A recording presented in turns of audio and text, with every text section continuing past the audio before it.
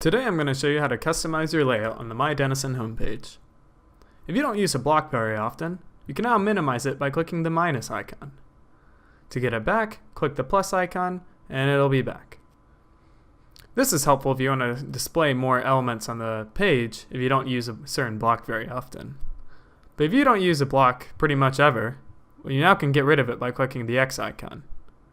If you ever do need it back though, you can hit add or reset blocks and you can click it and it'll come back. In addition to minimizing and closing out blocks, you can also change the order of them.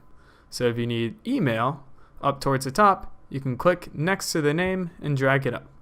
You can also put it on either side, so if you want announcements to the right column, you can go ahead and drag it over there. To drag something, put the mouse by the name of it and you'll see the 4 arrow icon. If you ever want to get back to the original layout though, just click add or reset blocks, click restore to defaults, and click confirm.